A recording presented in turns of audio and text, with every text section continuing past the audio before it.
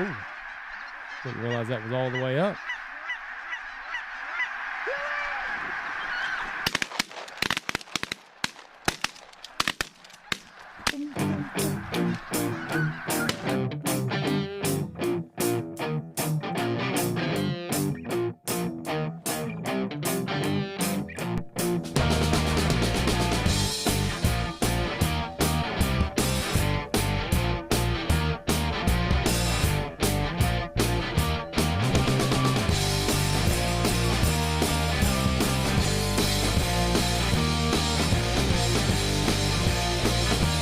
Here we go. 3, 2, 1. Boom, and welcome to the Big Honker Podcast, brought to you by Dirty Duck Coffee. If your coffee sucks, it's not the duck.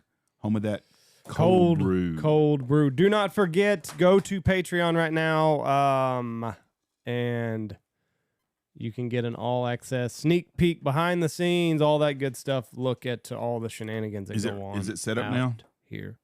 Yes. So it's under the Big Honker Podcast? Big Honker Podcast. On Patreon. I'll have to check it out myself. Can't wait to watch them. It's got a lot of fun little clips. So. And we'll be pulling them up. You'll be updating a couple of clips each week, right? Yep. And what's the cost? $3 a month. $3 a month. That's less than one drink at the new woke ChickfilA. ChickfilA. Had my last ChickfilA yesterday, I guess. It's going to save you some money. I tell you what, we've done really good. We've cut out ChickfilA. We've cut out Target. And I never did drink Bud Light anyways. But we've cut out Target and Chick-fil-A. Those are two of my big expenditures with my grandkids. There you go. So we have done really well there. And Michelle, you're just saving money. Michelle is like, where am I going to buy now? So she was like, we don't do Walmart, and we're not going to do Kohl's. No Kohl's? I don't know anything about Kohl's. Kohl's has come out with that. They got transgender baby stuff for 3-month-olds. Just done. I talked to a guy. We just got back from New York. Andy's got back from Costa Rica, and I want to get in. I got a lot of questions for Andy. But we went to see a play. We went and seen Aladdin. First time I've been to a Broadway play. Actually was very impressed. I will go to a play every time I go to New York if I have the chance. Is your office door closed?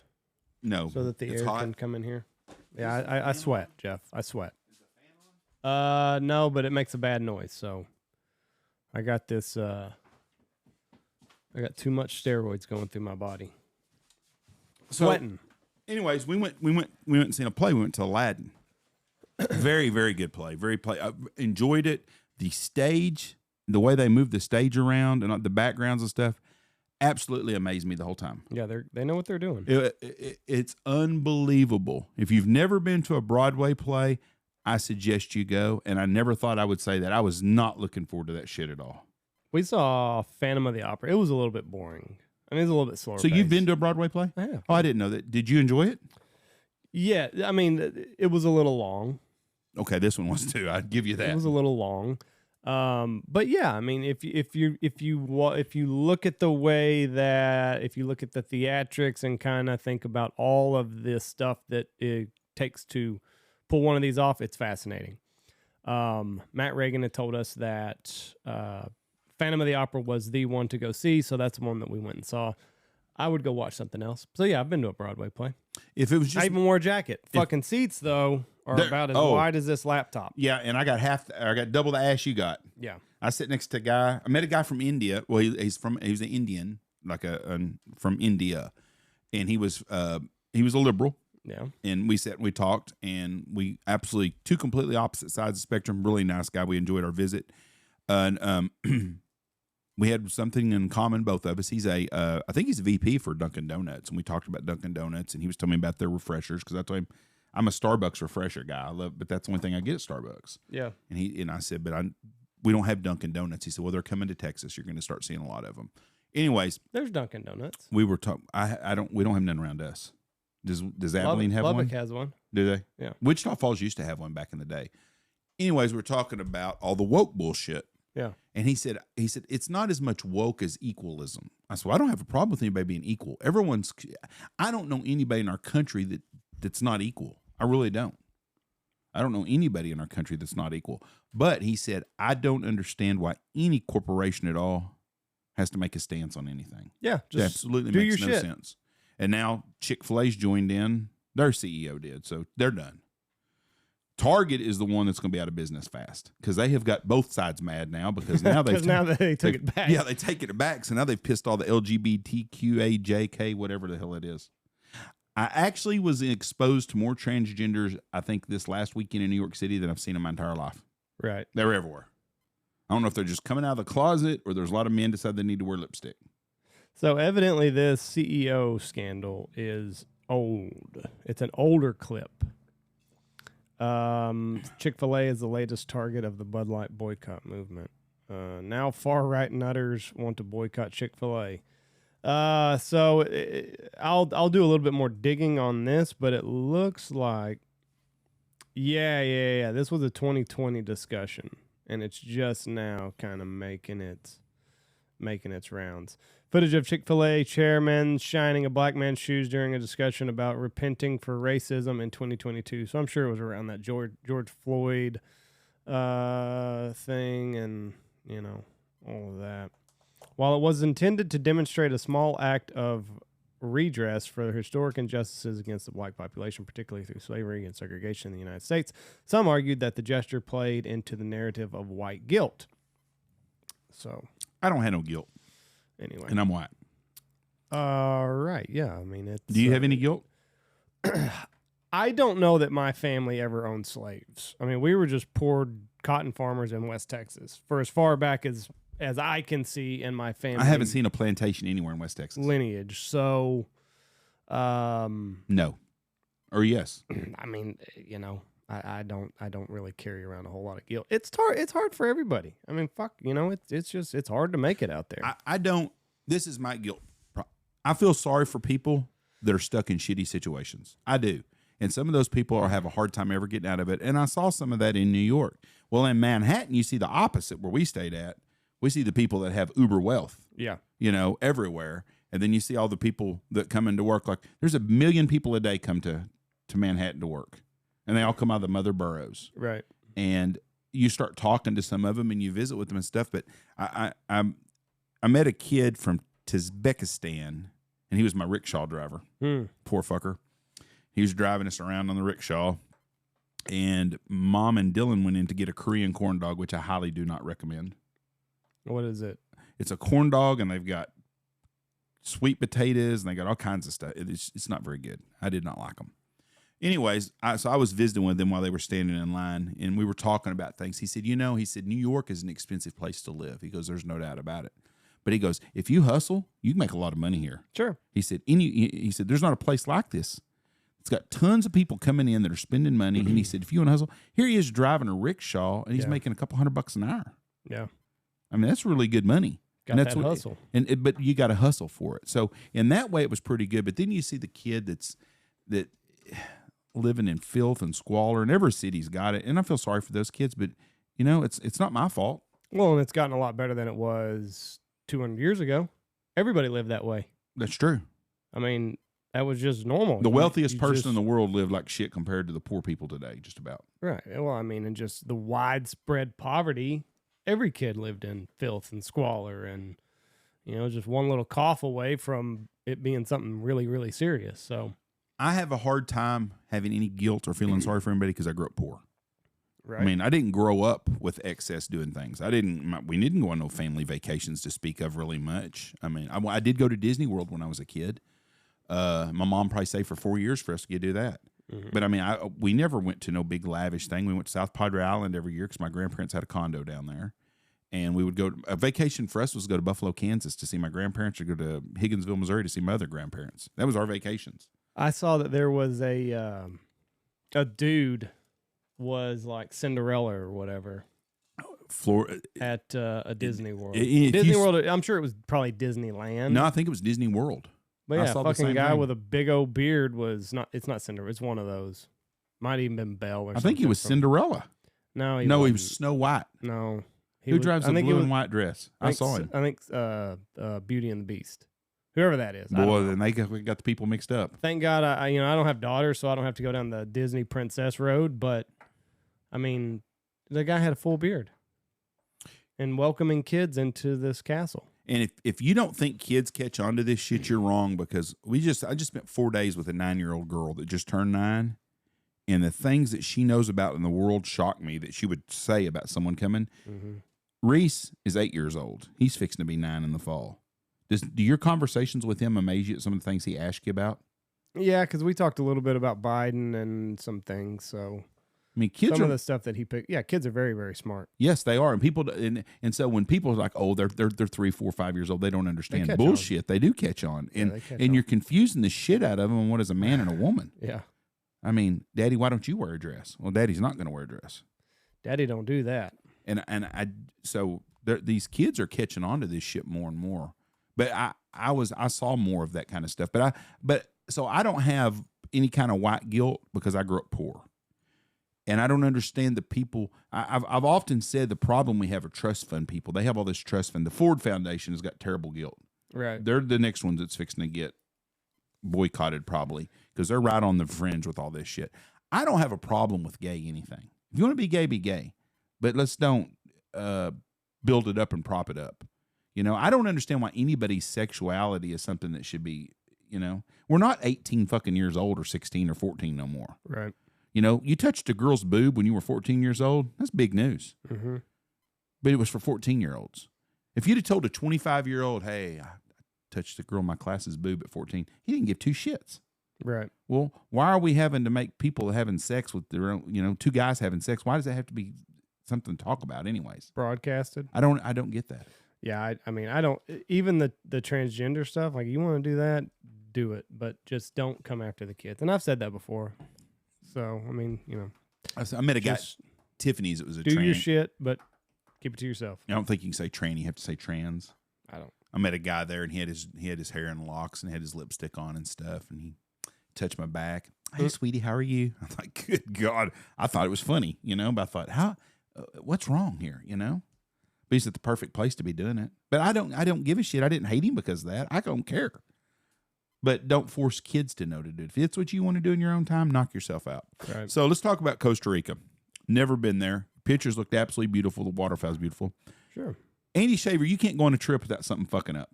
You almost got stuck in Costa Rica, didn't you? I did, yeah. So the last day we were there, a cement truck was going up a steep embankment. It had rained the night before. And you've seen the videos, Mr. George. How much you pay for the new guy? That was it. Like, everybody was on the phone trying to figure out what the fuck was going on. Asphalt truck goes up, and then it just starts slowly sliding backwards, right on its side. The bitch of it is that the house that we were staying at, there's one way in and one way out to town. And this cement truck was blocking our way out of town. How far was it to town? Quarter mile, half mile. Have y'all done everything y'all were going to do? No, we were going to go to another waterfall. I was backing out of the driveway when it happened, so Reese saw it all. And he kind of flashed me down. I was like, hey, you got to pack it up. You know, you're not going to make it. And then I was like, what the fuck do you mean? A truck rolled over. Reese told you that? Yeah, he's like, a truck just rolled over. You can't get out. I'm like, bullshit. So I pop out, and he was right. So luckily they. So was the guy okay? Did you check on the guy at all? Yeah, he was all right. He was all right. They're built different down there, Jeff. You know, they're an industrious bunch. So like they It's were just a flesh wound. Yeah, they were hopping to it. Everybody was on the phone and trying to figure out who to call. So they got some dozers and some cranes and some forklifts and some shit like that. And like I guess they were gonna try to flip it up back on its side. But the problem is there's no fucking room. There was a cliff here and just straight up on that side. So I mean, you basically got to be in the middle of the road to do anything. So It was 2 days of being stuck there, right? it was not happened at like 9 o'clock in the morning on Saturday, and then we were leaving Sunday. So like there's fucking wet asphalt, concrete everywhere. So they made us like a little ramp with 2 boards. So we walked over that and just went back to the beach. And then we spent the day there, and then we came back about 3:30 or 4. It gets dark there at 5 o'clock. It gets dark there at 5 o'clock. It gets light at 5 o'clock. I wonder why. I guess the equator? It's got to be. So there was like a foreman. You could tell he was a foreman because he was sitting in the pickup, and he spoke he spoke a little bit of English, and we were like, hey, you know, what's the plan? Because when we walked back, the heavy machinery was not there. There was some poor guy inside, just grabbing asphalt out of it. And I guess they were trying to make it a little bit lighter. So that was his job. So if you want to feel bad for people, this poor guy's job was he got to unload a cement truck. Making probably $4 a day. By hand, and he was just literally just scooping it out. And there was another guy, when it got out, he would put it in a wheelbarrow. So if you want to feel bad for people, so we talked to this foreman guy, and he's like, no, we got to have it out of the road. So, like, we'll have it out in the next hour. Well, we hear the machines fire up. We're watching it from our pool deck, and they're having problems. They're dragging it and couldn't get the crane to lift up enough. And, like, then all of a sudden at, like, 5 o'clock, the machines just shut off. It's time to go home. Fucking time to go. Everybody starts packing it in. We're like, wait a second. Like, we gotta get out of here. Like, we were gonna leave about 9 or 9:30 to catch our flight. Yeah, they're fucking done. They're going home, which I'll tell you why here in a little bit. So luckily, when all this had happened, there was a lady. She was driving down on a motorcycle. We stopped her. And then she spoke a little bit of English. She was there when they were trying to get it up. And then she started walking back, and we were like, hey, can you like translate so we can figure out their plan for tomorrow? So she goes down there and she starts asking them, like, because if that, like, it's one lane. And the cement truck's taking up half of that lane. So if they start working on it in the morning with dozers and cranes and forklifts and shit, they're going to take up the other little 4 foot of road that we do have. So we wanted to know, like, if they're going to start working at 7, like, we need to get on the road before they block the road, because they're not going to get out of our way.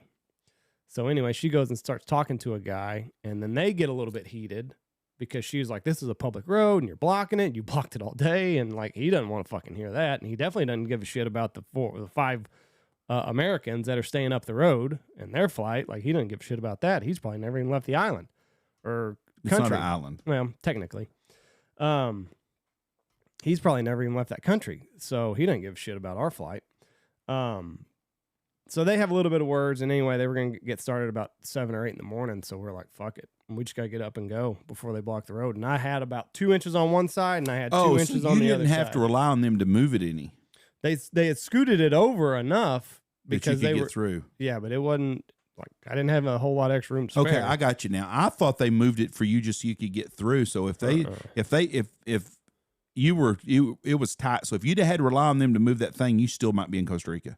Yes. If I'd have had to rely on them to pick it up, they had already they'd moved it off of the, well, I've got pictures. I saw the pictures of it. I saw you go through driving through it, but that's what I meant was you did not have to, you did not have to rely on them to do it so you could get through. No, they'd already scooted it over enough. I don't have pictures of the after, but they'd already scooted it over enough. But we were just worried about them pulling out all the machines again and us not being able to get through. I got you now. That's so what I did not understand. We left incredible. We left like 3 hours earlier. Which actually worked out okay because traffic was a bitch in San Jose. But yeah, I mean, so anyway, we were leaving a town. It was right at quitting time. The amount of fucking people walking and riding bikes, I bet I passed 500 people just walking out of town, riding bikes out of town. That's why they quit so early. Nobody lives there. Like, they all live in the surrounding villages that are 3 to 5 miles outside of town. So it's like Manhattan. Yeah, they start walking. And I mean, like, it's a 2-lane road, and it's got a little shoulder here and a little shoulder there. And you know how people drive in foreign countries. You're fixing to be racist. They'll pass you. They don't give a shit if it's a double stripe. They'll fucking go. They don't give a shit if there's a curve right ahead. Like, if you're driving slow, they're gonna fucking pass you. And, like, I was always fucking nervous having to pass people because you got bikes and you got people You're walking. You're nervous anyways. But it's like they're all going one way. Like, there's nobody on the other side coming into town. Was it worse than Puerto Rico? There was one road that was worse in Puerto Rico. The Puerto Rican highway was good, but the roads outside of Puerto Rican highways were golf cart paths. But, like, it was like you were going to hit people if you're if you're too far to the right. So, and then it started raining, And these people are like, oh, I gotta get fucking home. So like they're walking in the rain with like backpacks hung over their head, and they're riding home on bicycles and motorcycles, just getting drenched. So I mean, if you want to feel bad for people, there's still plenty of people today that are living in poverty and squalor countries. And I mean, there was one set of motorcycles I saw where they pulled off to, and I mean, there's no doors on the houses. Very few windows. I mean, it was squalors. Was it hot? No, not unbearably. Every place that we ate at was open air dining, but I mean, it wasn't unbearable. It was humid. What was the food like? Meat. Fruit. You don't like Mexican food, so that's also this was Costa Rican food. Well, I understand that, but what food was it like? I did not like Puerto Rican food. I like Mexican food more than Puerto Rican food. Meat, fruit, white rice, black beans. Yeah. That's it. Meat, fruit, white rice, black beans. No spices or nothing on anything? No. That sucked. No salt, no pepper. Like, you got to add it all to it. What was the best thing you ate while you were down there? I'm going to get a whole different story from Jesse on this. There wasn't a whole lot that I was really like. Was there any fruit that you'd never had before that you had in there? Nah, I don't do that game, Jeff. So you didn't? No, I did have the best pineapple that I'd ever had. Real sweet then. Oh fuck, it was delicious. But no, I'm not doing the different fruit. So did Reese? I can't remember. I mean, I'm sure he did. Passion fruit, mango, shit like that. Like, it's all. See, I'm not a mango eater. So what about I'm not either. So you had monkeys around you? Yeah. Were they pretty friendly? Yeah, for the most part. Did y'all have any at your house too? We did, yeah. One of them got on the balcony and like did this to Julie. Slapped her? No, like got on the railing and like walked up to her and went, and then turned around and walked away. Well, we figured what he was doing was he was asking for food. That's the wrong lady to ask for food. Because they said not to, they said don't feed the monkeys. A lot of people fed the monkeys a long time ago, and they still. I'll see if she can send it. But yeah, they just hopped up on the balcony and. That would be pretty cool. Yeah. I had one walk right behind me when we were sitting on a beach. I thought he was about to steal my backpack. So I had to stand up and show my teeth, because that's how you assert your dominance to monkeys, is you show your teeth. Somebody should grab you by your balls. That motherfucker I would have broken his neck. God, had a great YouTube. You watch it, you roll around with some little spider monkey on the beach. I would have broken his neck. What about... I'd have slapped him in a little arm bar so fast. Water looked beautiful where y'all were at. It was pretty. And the boogie board, was that in the Pacific? Oh, yeah. We're big Pacific people, Jeff. Big Pacific Y'all are big people. Pacific big people? Pacific people. Lots of surfing and all that stuff. I did that in Puerto Vallarta years and years ago. The best boogie boarding I ever did was in... big Pacific people now, Jeff. The Atlantic is a bitch compared to the Pacific. Did you see that kid jump off of that Carnival Cruise? Or not a Carnival Cruise, a pirate tour? The kid that died? Yeah. Yeah, no, I knew that a kid They think a shark got him. Oof. Because, like, if you look, if you watch the video... he was kind of going towards the light. Why did he jump off? He got dared to. That's the worst than peer pressure. He got dared to. How tall was the deal? I knew about it. I didn't watch it. I don't like watching people die. You don't see him die. Well, yeah, well, he's dead.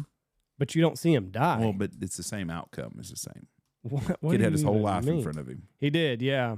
And evidently they went, they called off the search. So yeah, that's what it. Boys, old friends, we're going to carry that burden with them forever.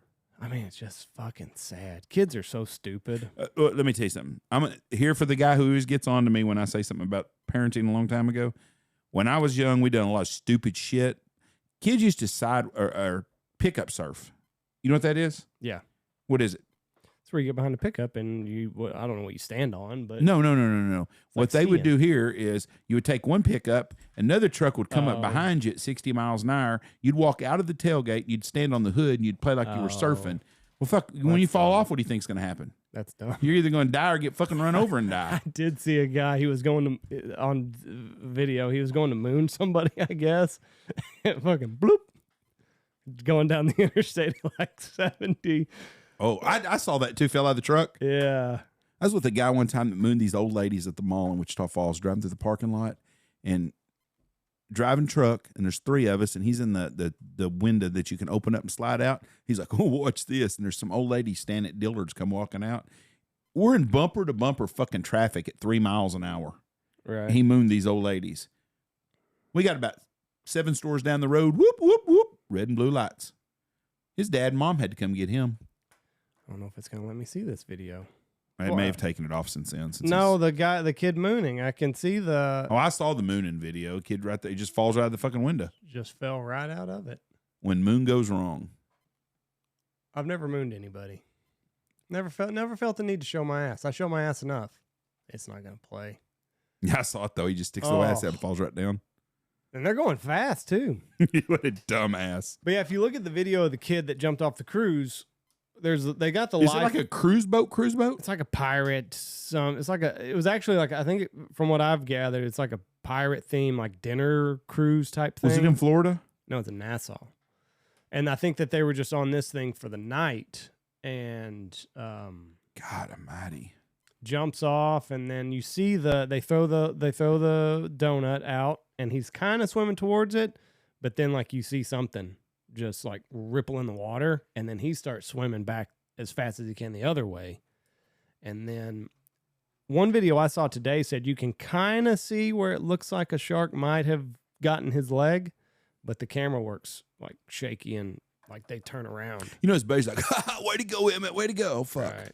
That's horrible. Yeah. I mean, just got a whole life ahead of you. And nobody in that group will ever be the same. No, I mean, it's terrible. I mean, it really, really is. And I mean, all over something that was totally avoidable. But kids are stupid, you know? I mean, the adults are stupid. I mean, who's some alcohol in them? Yeah, right. Well, I mean, like, who's to say that an adult wouldn't have done that? So there he is. And then I think that's the shark.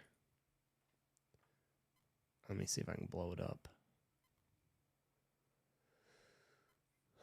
Right back. That's the shark. Did you see it? Yeah. I think. Because he's there and he's kind of going, bam, right there. Yeah.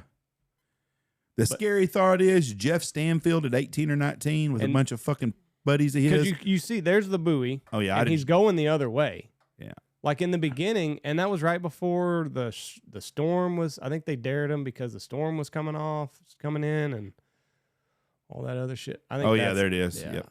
I think that's it. Fucking. Because he starts going the other way. Now, if you look right there, they think that might have been where the shark got him. Oof.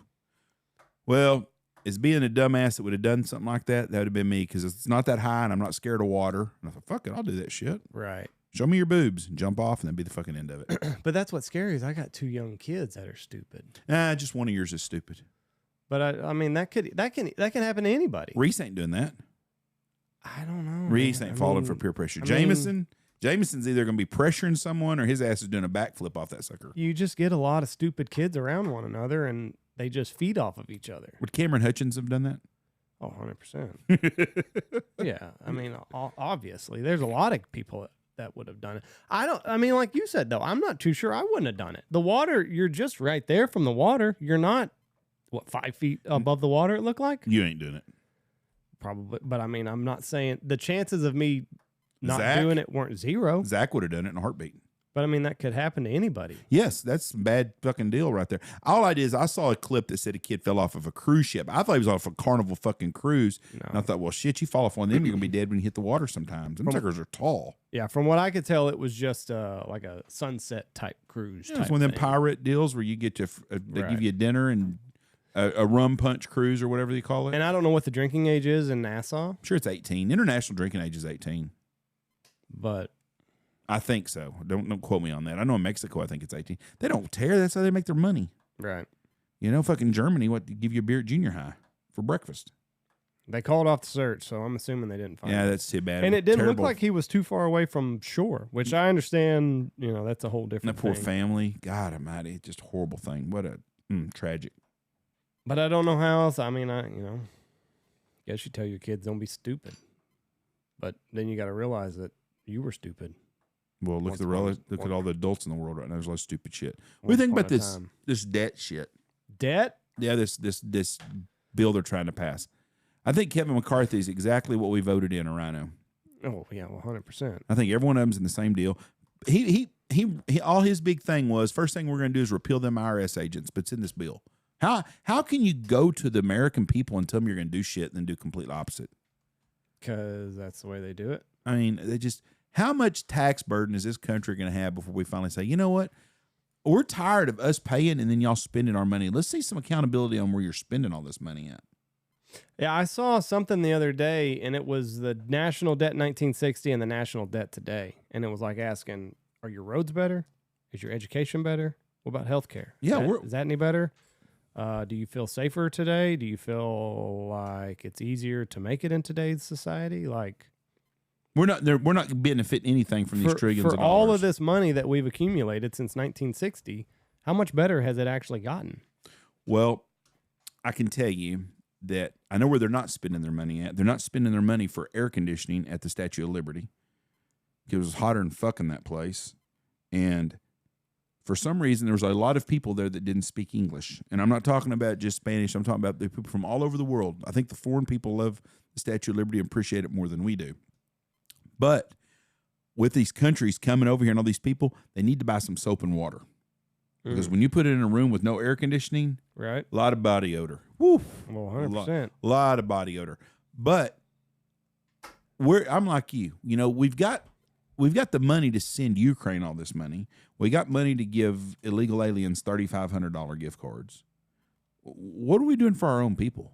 Yeah. You know, I'm not a big fan if you'd have told me, hey, I tell you what we're going to do. We're going to take that Ukraine money up and we're going to split it up. We're going to give every American a check for $4,700 or whatever the hell it would be. I don't even have a clue what it would be. And I would be not a big fan of that. Now I would spend my $4,700. Mm-hmm. But I'm not a fan of it. And I'm tired of us giving all the time. You know, let's take care of the Social Security people. Let's take the Ukraine money and let's put it all in the Social Security and start filling their coffers back up. Those people deserve that. That's their money. And I get so sick of that stuff all the time. Well, that's another entitlement. That's not an entitlement. That's money that they spent. You took that money away from them, you know? This says it would suspend the national debt limit into 2025. So that is essentially you have no limit. Yeah. Like you can spend whatever until 2025. They just keep printing more money and doing stuff. How about the $800 million fucking dollars we put on pallets when we sent to Iraq or Iran right before Obama got it? Who's okay with that? 2-year limit suspension, 2-year debt limit suspension, spending limits. The agreement would keep non-defense spending roughly flat. 8. So, I mean, I'm tired of it. Everybody's sick and tired of it. I'm sick of the politicians getting wealthy. I'm sick of the elite around Washington, D.C. all living way, way, way above everyone else because they're living off of all of our money. I'm tired of all that waste that we spend. That's waste. I don't have a problem with building roads. I don't have a problem at all with them building roads. I don't have a problem with them fixing schools up. I don't have any issue with any of that, and I don't think most Americans do. I do have an issue spending a fucking dime in Ukraine. I get sick of us spending money to fucking Honduras, spending money to Cuba, I don't think we spend a dime in Cuba. Wherever we spend money, I'm tired of it. You know, let them fucking people pay their own fucking bills. This says here that it would take $1.4 billion out of the IRS. Republicans targeted money that federal tax agency was allotted last year to crack down on tax fraud. The bill bites into some Internal Revenue Service funding, rescinding $1.4 billion. When Kevin McCarthy ran for speaker, he said, we're going to get rid of 87,000 of those new agents they want to hire. You know what? Take those 87,000 new agents and put them on a border patrol. I don't mind just giving some jobs, creating 87,000 jobs, but don't make it the IRS. I'm sick of the IRS like everyone else is. They tax the shit out of us everywhere you go. And now they want your Venmo. They want your PayPal. They want every fucking thing. We're taxed out. Did we not learn anything from fucking 1776? Well, obviously we didn't. No, we didn't at all. But we are taxed. We are overtaxed. We didn't even have an income tax till what, 1912? I don't remember, but evidently there's a vote today. Like it could not go anywhere. It's not if all the people that said no don't vote for it. But I'm tired of it. But every one of them fuckers is a self-serving prick. Sure. Every one of them. Every one of them gets to Washington, D.C., and they're all bought and paid for by somebody because they should not have. You want to fix some problems? Campaign. You can only take $100 for your campaign donation. That's max. From a corporation, somebody gives you a fucking $100, you don't even gonna owe them shit. Right. You know? Oh. Instead of doing millions from Pfizer and Johnson & Johnson. Yes. You get $100 cap. Mm-hmm. You can do $100 and that's it. Okay, here's my $100. So you call him up and you say, listen, Senator so-and-so, I gave $100. Big fucking whoopee. Right. You know? You don't owe me nothing. But if a guy writes you a check for $1 million, you're indebted. Yeah. You're playing his game now. Yeah, you owe him something. Mm-hmm. And every one of them gets caught up in that shit. But we've made to become a politician, you got to spend so much freaking money. And frankly, I'm getting sick and tired. I am way beyond sick of it. And I think most Americans are. I don't even watch the news no more because it don't matter. They're going to keep fucking with you. I'm getting negative about it because there's nothing going to happen to them. The Epstein people, I'm not going to do nothing to them people. You could move somewhere. Where? Costa Rica, Jeff. Live that pura vida life. I like America. I love America. I don't want to live nowhere else. But I'm tired of it. I'm sick of all the bullshit on both sides. Well, there's got to be a healthier solution. What is it? I don't know, but sitting around belly aching's not it. Got to run, Jeff. Got to run for public office. Got to run. Maybe me and Ronnie Jackson should have an election against each other. Got to run for public office. Maybe fix Knox City. Nobody Fix Knox City. Nope. That's the way you do it. I did my time. You start small. You fix your local, and then you expand. 8 years balanced budget In Knox City? Yep. We never ever had not had a balanced budget. We had extra money every year. When did America built a community service? When was center. the last time America had a balanced budget? Did Oh, it do probably it under 1778, maybe. I don't have a clue. I'm gonna guess probably the late 1800s, early 1900s. Think that late, huh? I couldn't think of nothing before. Maybe right after the Industrial Revolution. Who was the last president to have a balanced budget? No, hold on. Let me guess. I'm gonna say. Let me guess real quick. Hold on, I'm gonna say Teddy Roosevelt. This says Andrew Jackson. Okay. I feel like he was early on. Andrew Jackson. I feel was like right he was, after Civil War. I feel like he was pretty early. So late 1800s. Shoo. That's what I'm saying. I'm looking here, but they all like. If I'm not mistaken, and you can correct me if I'm wrong, because I probably am. I feel like Bush and Clinton and all of them ran on, well, we're going to balance the budget. They're all fucking liars. But like, they don't even talk about that now. Like, it's so far gone. Like, they're like, well, I'm not even fucking touching I think that. you're right. I think balanced budget was it. But I think like that was a major issue back then. Was like, oh, we're gonna balance the budget. We're gonna get back to zero. Before Obama, because Obama was the most divisive president in the history of our country. I think. Mm-hmm. I really believe that. I think he done more to hurt things than he ever did help anything. I think he still's doing that. And I'm definitely not an Obama fan. I think he's a nice guy. Probably it would probably be. I would really enjoy having dinner with him, visiting with him. I would like to pick his brain, but I think he's very divisive.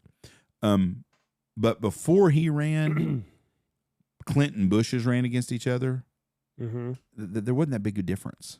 There were some social issues, but the parties weren't that far apart.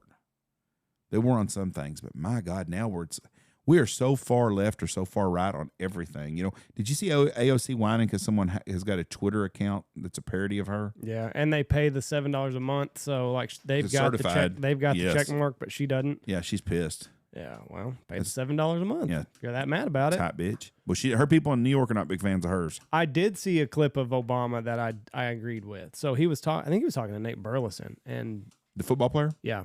Because Nate Burleson works for CBS, but he asked him, like, what's the biggest problem that you see in the future? And he said, the biggest problem that I see in the future is the split in the media. He's like, 10, 15, 20 years ago,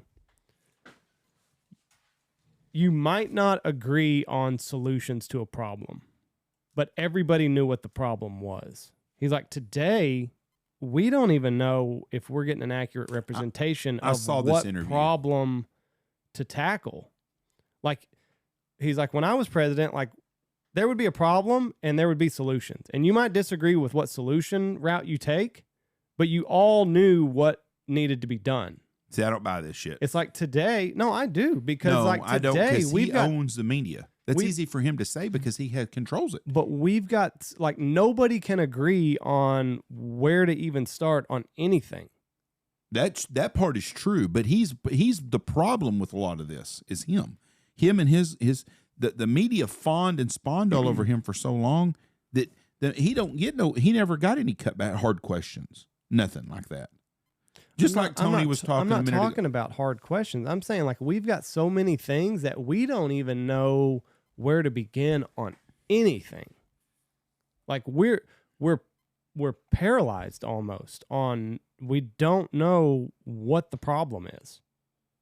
Well, the problem is greed. And where anything starts and where anything ends. Like the transgender stuff. Is it just a transgender thing, or do we need to go further back and look at the role of big pharma? Do we need to look at the role of the nuclear household? Like what issue do we tackle with transgenderism? What issue do we tackle first with the Ukraine? What issue do we tackle with anything? What do you think is the biggest problem in our country right now? Name your issue, and it's like, where do you go with this problem first? Okay, well, I'm asking you, what do you think is the biggest problem in our country? The biggest problem in this country is that we have no major problems. We are not faced with any life or death situations on a regular basis. We are making up problems to have. Correct. Yes. Back in the 1900s, you come out of the Depression, and it was black and white. What am I going to do to feed my family? You didn't have any other time. You could not concoct a problem. There was no debate on gender because who gives a fuck? I'm trying to feed my 2 kids breakfast tomorrow. That's job number 1. So the biggest problem in America is that we are so far removed from any major crisis. What do you think the problems? There's not a solution to that. Okay, hold on. Because I don't want my kids to have to go through a depression. Of course. What about big pharma? They have been bought and paid for. They have bought and paid the doctors. So the doctors are going to continue to pump their drugs. That's the biggest.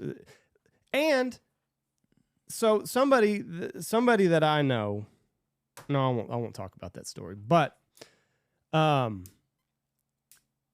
going to tell you a big pharma story. Nobody likes to hear that the solution to 90% of their problems is that they don't drink enough water, get enough sunshine, or move their fat ass enough. That's true. That's way too easy of 3 things that you could do to dramatically improve your life. It's way too simple, and it would cause a whole lot of work on their end. No, just the walking part. But you can go to a doctor and he can say, I can get your high blood pressure in order. I can get your heart condition in order. I can get your diabetes in order. If you'll just take a litany of drugs, take these drugs and I can fix your problems. But nobody wants to hear, I'm not drinking enough water. I don't get enough natural sunlight and I don't breathe hard enough. Ron was right. So there was Ron, when he got cancer, he started taking food-grade hydrogen peroxide. Ron had done research, and it's actually coming out that it's true. There is no disease that is known to man that can survive in an oxygenated state. So the theory behind the food-grade hydrogen peroxide is it puts an extra oxygen molecule into your blood, which will fight out whatever disease you have. In his case, it was cancer. That's actually true. Well, how do you increase your oxygen in your blood naturally? Walk. Exercise. You walk. You breathe hard. You take in more oxygen because you're out of breath. That would fix a lot of diseases that we're seeing. Sunlight's got a lot of natural benefits. We're sitting in rooms that are lit with this. Nobody gets outside anymore. You live in New York City, like, if the fucking sun's wrong. Shit, there's more people exercising in New York City than most places. No, but I mean, you can't, if the building's wrong, you're not getting any sunlight. Right, you're right. Because the buildings are too tall. So we've done a lot of things that we've cut a lot of corners in life. Do you need to take that? No, it's got my taste. But it's not a sexy answer. Like if you go to the doctor and he said, well, I'm not going to give you anything. You need to do these 3 things. Get up at 6 o'clock in the morning, get a 30-minute workout in. Whatever it is, walking, whatever you can do. It doesn't have to be, you don't have to be dripping with sweat and about to have a heart attack to have an effective workout. Do whatever you can do for 30 minutes. If you can't walk 2 miles, walk 1. If you can't do 10 push-ups, do 5.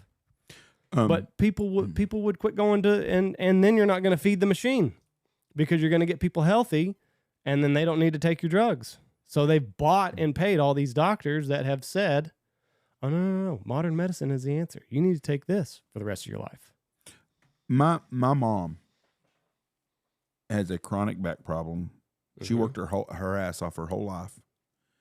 62 years old, she retired, drew retirement and Social Security, and walked and exercised probably 3 miles a day. Actually walked every day, 3 miles at least every day. Very active, and she hurt her back real bad. Went to a doctor. Instead of operating on her, They say, you know what? We're going to give you this you a wonderful patch to put on your back, fentanyl make you feel patch. better. Right. It fucking worked, I'm sure. For 17 fucking years, my mom's done nothing, Right. hardly at all productive other than lay around and do nothing at all and waste her life away because she got addicted to this medicine that they gave her. Right. Doctors still, they got signs in that place where she goes to, do not use CBD or THC or blah, nothing, blah, blah. nothing natural. No, nothing of that shit is not allowed in our program, blah, blah, blah. Right. Well, fuck yeah. Because you know what? They won't be making $1,000 per patient. Right. So I figured it up one day. My mom's drugs probably cost her insurance company $1,500 a month. Right.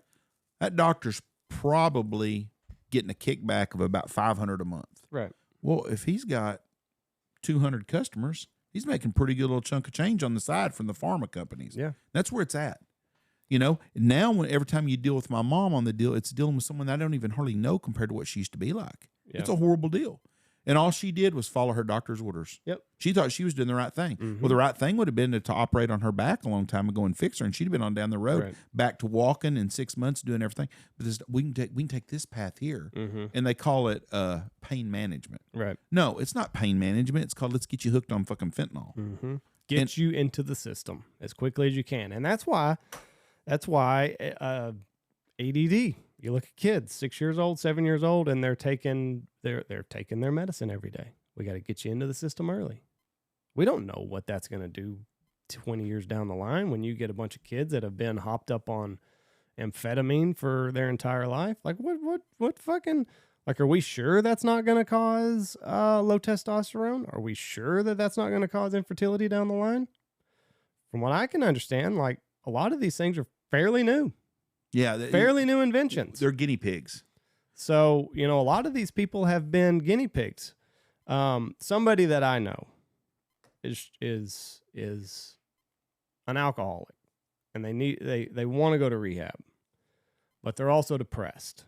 Well, I mean, there's a lot of natural things that you can do to fight depression. You don't have to go get on a pill, but that doctor's not going to tell them that. He's going to say, no, you got to take antidepressant medicine. And we all know the road that can lead down.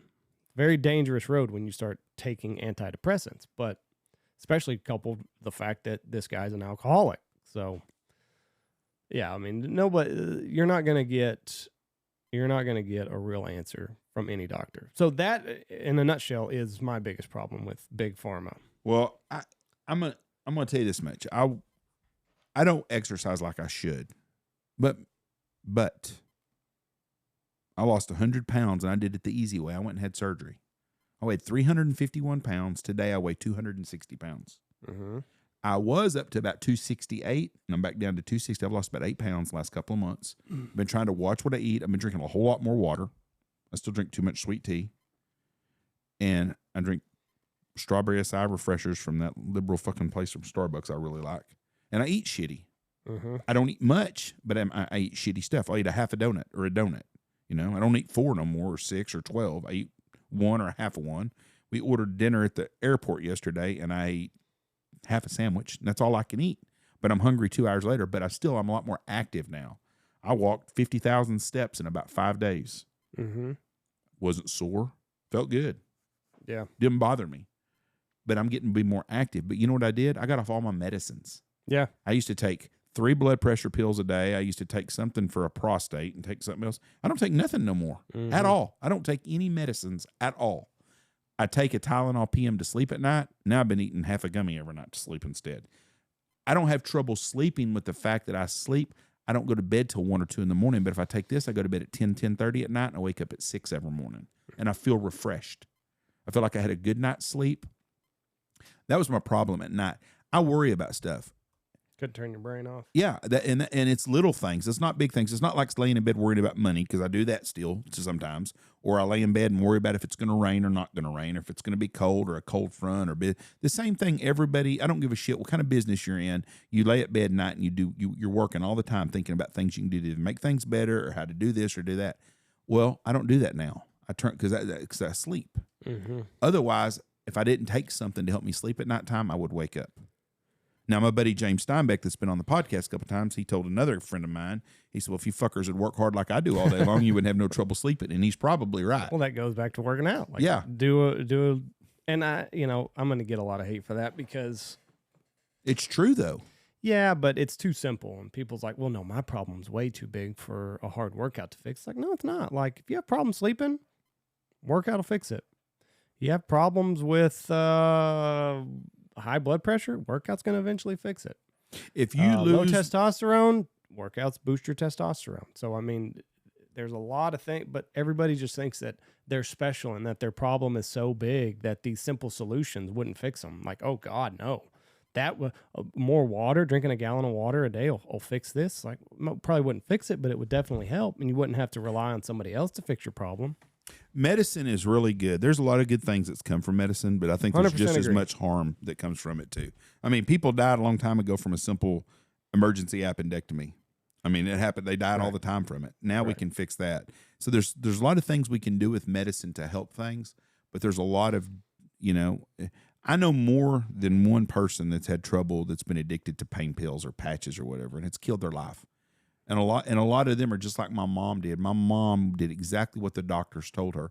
She put faith in a doctor that he was giving her the advice that she needed, She went to that doctor like it was our old Dr. Knight I went to when I was a kid that gave you a shot of penicillin when something was wrong with you. And your best interest in your health was part of it because he wasn't getting a kickback from fucking pharma companies. Right. I would like to know when the big pharma companies started taking over like they did. When I was a little kid, we went to deal and we used to have to take this sweet serum, and I think it was for polio. I can't remember what it was. Polio was a shot, and one of them was but we had to go take a vaccine. Mm-hmm. There wasn't no anti-vaxxers back then because you know what? The vaccines were good for you. Right. And there wasn't a big debate on whether you should have this or have that. You just did it. You went to the doctor, and if you had the flu, he gave you some medicine or whatever it was, but they didn't give you medicine for everything like they do now. Mm-hmm. You never heard of a kid on any kind of medicine. Mm-mm. But that's what I'm saying. Like, there's got to be, and maybe I've listened to RFK too much, but he's a big anti-vax guy. And he's said, like, there's a lot of vaccines are really, really good. But a lot of,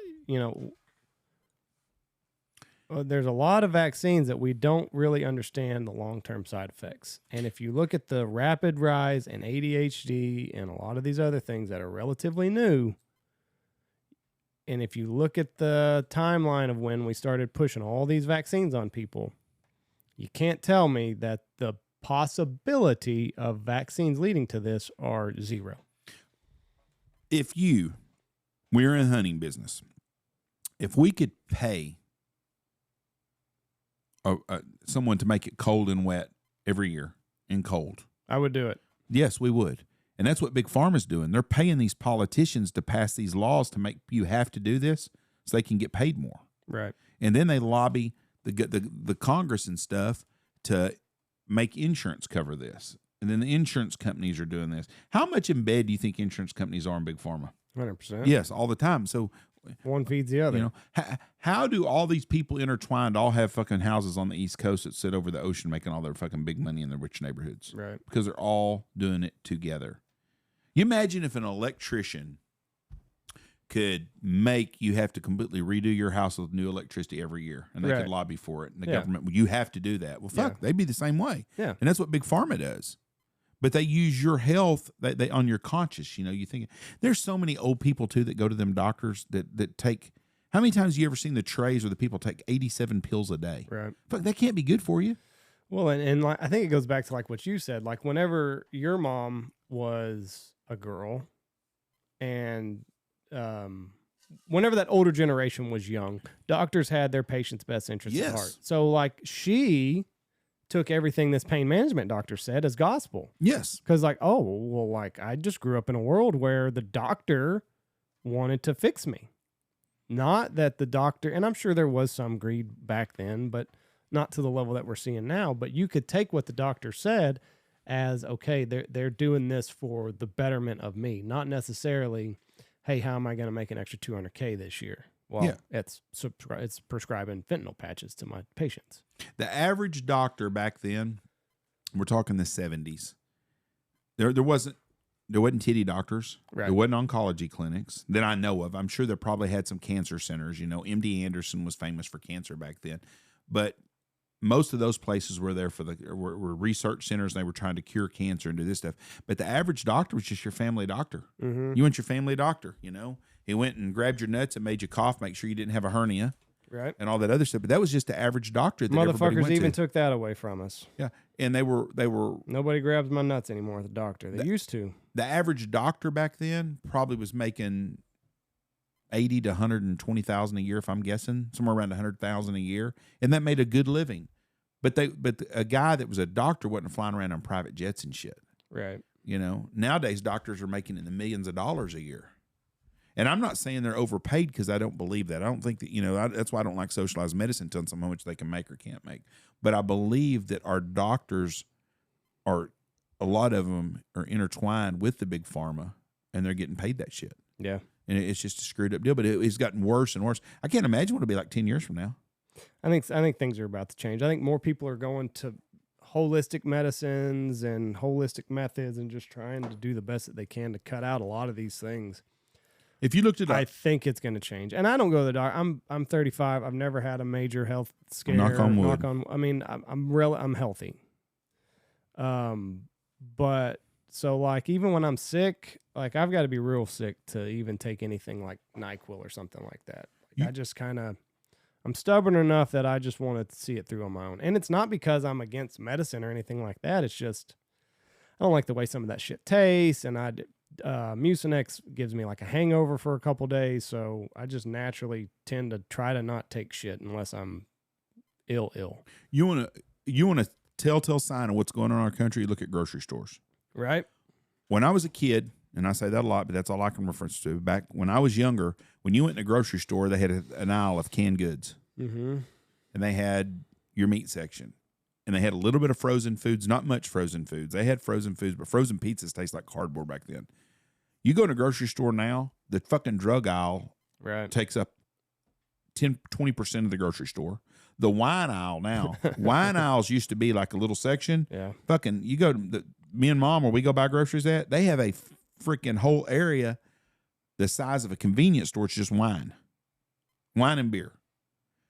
So health and beauty, wine and beer, produce is pretty nice, but they got all the pre-made shit up and down every fucking aisle now. And that's another big problem we have. Nobody eats fresh something, anything at all. That's why you got to stay on the outside. Stay on the outside. Don't go down the middle. That's where all the bad stuff is. So the outside is produce. I mean, think about it. Meat. I'll just use Walmart for an example. No, I don't talk about that place. Okay, I'll use Market Street. You walk in, it's fruits and vegetables right when you walk in. The sushi section now. To the right. Well, it depends on what door you walk in. You walk in, yeah, there's sushi and some other shit right there, but it's fruits and vegetables, and then you go down this line, and it's like salads and shit like that, and then you get to the back, and then that's where your meat is, and then you go around the other side. I don't even know what's around the other side. We usually just turn around. It's health and beauty when you get to the other side. Right, yeah. So just stay on the outside. And the wine is right before you check out. You go through the wine section. Yep, but walk out, head to the right. But that middle section is full of the devils. The little Debbies, frozen foods. Frozen foods, unless you're buying frozen vegetables, everything in the frozen food aisle is shit. Yeah. It really is. Oh, yeah, 100%. I mean, it's all prefab stuff that's not good for you. And I like it. But my wife makes homemade lasagna, and it's very good. But we also sometimes have had Stouffer's lasagna. It's not bad either. No. But you can't tell me Stouffer's lasagna is as good for you as homemade lasagna. Oh, it's got tons of preservatives in it. Yes. Tons of them. You know? Yeah. Like, I've said it before, and I'll say it again. Look, if you're buying anything out of a box, like there should be like 3 or 4 ingredients in whatever you're buying. Like if you've got to have an interpreter to read all of the chemicals that are in it, probably not that great for you. Eat things that have one ingredient: steak, avocado, fucking spinach, whatever. But make a salad. Yeah, I mean, I'll tell you something that dirty dozen, clean 15. Lewis told me about this. He said on the Blackstone, okra. I've never tried that. He said they are excellent. Really? A little garlic salt on them. He's coming next week, right? He's supposed to, maybe tomorrow. I need to check him. He was supposed to be here tomorrow, to do a podcast. I need to check with him. I'm just thought about that. That's what made me think of this I, Okra deal. I wrote it down earlier. But Dr. Peterson was talking one time, and he's like, there's a reason we're fat and stupid, and that's new. Like, we've never been really fat as a society, and we've never really been this dumb. Something has changed. Yeah, phones. Not just, I'm sure that's got something to do with it. That's horrible for us. We don't. You can use your phone for a lot of things. You can listen to music while you run and jog, walk, whatever. That's good for you. But the average person sits on their phone and it time consumes. I've told you that before. It catches me doing it shit all the time. Yeah. Got me last night. I was Jesse was watching her show, and I was like, I'm gonna go and I'm gonna read a book. Laid down in bed. I had my phone. I cannot stand notifications on my phone. Cleared out my notifications. I fell asleep with my phone on my chest. Didn't read a book at all. Didn't crack that fucking book at all. I was tired though, so it wouldn't have been a long night of reading. I sat on the plane yesterday, and I told Dylan, I said, listen, I said, putting phone up, not because usually if it's a phone, I watch a movie or something on my phone. I thought I'm going to read. I bought me a book, and I read half of a book the whole time because I'm not going to do it. I turned my phone off on the plane, and I turned it on a couple of times to check my text, and I turned it right back up. And I read the book. I was so much happy to read the book. And I'm telling you right now, folks, I'm reading a book about Charles Manson and the CIA and the FBI in the 60s. It's the book that I told you about. It is we talked about it. Very, very, I can't remember the name of it. Chaos. What a great book. And I'm telling you, folks, I highly recommend this, especially if you like anything to do with history and to know how fucked up the Helter Skelter murders were. They could have all been, it could have all been avoided. But Charlie Manson got a free pass from our government. Mm-hmm. And I'm just now getting to the point of why, other than he was an informant with some big-time connections with the CIA. And I think Terry Melcher and I think Brian Wilson were involved with a lot of that. The guy from the Beach Boys. Oh, really? Really good read, yeah. They were scared to death of Charles Manson.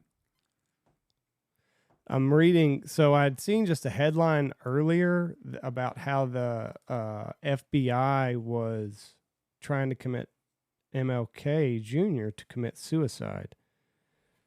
And I guess I can go back to this. Maybe we can figure it out. FBI King suicide letter or blackmail package was an anonymous 1964 letter and package by the FBI meant to blackmail MLK. The suicide letter was part of the FBI's COINTELPRO operation against King. What was the name of it? COINTELPRO? Yeah, that's the same thing they were using in California. They were using that COINTELPRO to what's it called? To get involved with something, not interrogate, to get integrated into the Cal Berkeley stuff, because that's where all the hippies were coming from and the Black Panthers. Right. And they use that's the same group. And the CIA was also had one, and they were working together. And I think LBJ, I can't remember if LBJ, I think it was under the LBJ deal that they did all this. On November 21st, 1961, a package that contained the letter and a tape recording alleging of King's sexual indiscretions, which have come out to be true. Terrible husband. Cheated on that lady all the time. Was delivered to King address, although the letter was unanimously written. If MLK Jr. Correctly suspected the FBI sent the package. Coretta Scott King said the tapes comprised only of mumbo jumbo. The letter does not specify what action it is urging King to take.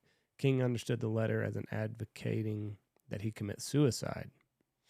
So, you think James Earl Ray was bought and paid for? What James Earl Ray do? He shot MLK. I was thinking of fucking Darth Vader. What's his name? Darth Vader? No, the voice of him. Fuck, I don't have a clue.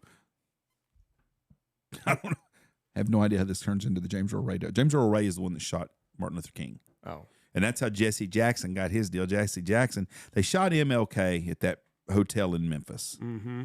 And he was dead, basically, I think. And Jesse Jackson ran up to him and put his ear down by his and grabbed his blood and rubbed it all over his shirt. And he said, he wants me to take over for him. Yeah, that was his last words. Last words, I want you to take over. Since 1977, attempts have been made to release the recordings in the United States Congress, Republican, 1983 sought to reveal information about King in order to undermine the establishment of MLK Day. Anyway, that's another thing that we're never going to figure out. Just like Biden recently sealed the JFK documents for another however long. Why do you think that is? Because they're covered up for the CIA. I mean, it's because there's still people that are alive that did it. Well, of course they are. And he knows that if he releases it, that it's going to implicate all these people. What's going to be implicated is to show how fucking sorry and crooked ass our FBI or CIA is. When you grow up, you think the FBI is there for you. Sure. You know, they're the FBI is on the case. Goes back to the doctor debate from earlier. Yes. Like, we thought that our law enforcement had our back. Yep. Not true. No, and the FBI is and what's bad is the street agent for the FBI probably is 99% of them are solid good guys. But when you get into the politics of the FBI or the CIA, they're all fucking crooked. Look, the CIA who's ran the CIA. Mm-hmm. Or who was in it? Gerald Ford, big CIA guy. George Bush. What was Dickhead's vice president's name? Cheney. Dick Cheney. Same ones. I mean, they're all intertwined all the time. Stop leading the civil rights movement or else you are done. Turns out they weren't wrong. And I mean, you can't change slavery. There's nothing, but the true story of slavery will never be told because it's not politically correct. That a black guy was selling black slaves. Right. A lot of them. Slavery was atrocious. But it was everywhere. But it still is everywhere in a lot of places. Well, there's more slaves now than there ever was back 300 years ago. They don't want to tell you the story because it doesn't look good to know that a black man was the first slave owner in America and that black man sold black slaves to America. They just don't want to talk about it. But that is a fact. Fact is, there was a lot of racist white people that owned slaves that did it for cotton plantations. I don't commend that or stand up for that. I think it's wrong also. But were they racist? Well, yeah, they were. Yeah, they were racist, but that was just the way they were. You think? I mean, if you look at whatever it is as just a piece of property, you're not racist. You're just an asshole. Well, they were assholes. Yeah, I mean, in their mind, and I'm not going to die on the. It was a different world. I'm not going to die on the hill of trying to defend slave owner or slavery because I don't condone it. When you look through the lens of history, it was terrible the things that they did to these people. Common sense agrees with what you're saying. Whipping them and all that. I mean, it was nasty business. But if they never looked at these slaves as humans and they only looked at them like you would a cow or a horse or a dog, you're not going to treat it in a humane way. It doesn't mean that that doesn't make them racist. They were fucked up in their heads. To think that you own another human being is horrible. But I understand where you're coming from. To them, it's just a farm asset. Right. I mean, anybody that had slaves, that's all. It was just there for your convenience. Kind of like servants. Yeah. From the royal family. That's all. And like I said, I'm not trying to defend slavery or slave owners, but we're also looking at it 300 years removed from a lot of this, or 200 years. Yeah, that's I mean, it makes sense to us now. Like, yeah, it's awful. But if you were in the times and that was your way of economically getting your crop out, that's the way that you did it. Do you think that the guy that was a shop owner in town, let's say a shop owner in Savannah, Georgia, owned a textile store or a shop or whatever the fuck it was, and he didn't have slaves. He just sold them bad good. And then Joe, the plantation owner, had slaves. Do you think he looked down on that guy for owning slaves, or do you think he did not realize either because the times? Right. No, probably not. And I'm sure that there were people. I mean, there were farmers a long time ago that would pay these people and treat them properly, but for most people, it was just, if you didn't have slaves, you were trying to figure out how to get some. Now, and a lot of slaves fought for the Confederacy. Yeah, I mean, why would they fight for the Confederacy if they thought they're people that... You're going to have a hard time finding someone to fight for your cause that doesn't believe in you. Right. Unless they were forced to do it, maybe? I don't know. I don't either. Slavery was horrible. So before anybody gets jumping on that, we ain't condoning slavery by any means. But what you're saying makes sense too, is that the way things were thought, it's like George Washington. Is George Washington a racist? He owned slaves. That was the way the world was back then. Was Genghis Khan owned slaves? Was he a racist? Or was it just a convenient method of getting whatever done? I recently saw something. Thomas Jefferson's house in London or in the UK, they found like 15 bodies underneath it. Pretty sure like he was a serial killer, or he was conducting experiments on these people, and it all dates back to the time that he owned that house. I'll pull it up. That's interesting. Bodies found. Yeah, this is relatively new. It's probably in Paris because he was a big French guy. He was over there until whenever, and then he came over here. I think he had a little mad scientist in him. UK apartment. I think it was at an apartment. Why was Ben? It was Benjamin Franklin. Oh, did I say Thomas Jefferson? Yeah. I'm sorry. Oh, well, he was damn sure probably doing experiments. Oh, come on. That's probably in Philadelphia, too.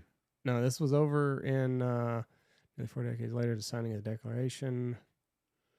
Left his English home to come back to America. More than 200 years later, 15 bodies were found in the basement, buried in a secret windowless room beneath the garden.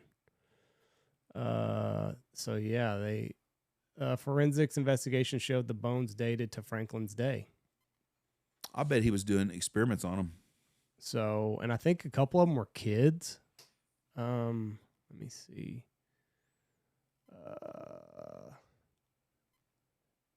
But yeah, I mean, An anatomy school run by Ben Franklin's young friends and protege William Hewson, still in Franklin's time. Anatomy was very dark. That's what he was doing. He was doing. Says here he was probably robbing graves. Why did people do that?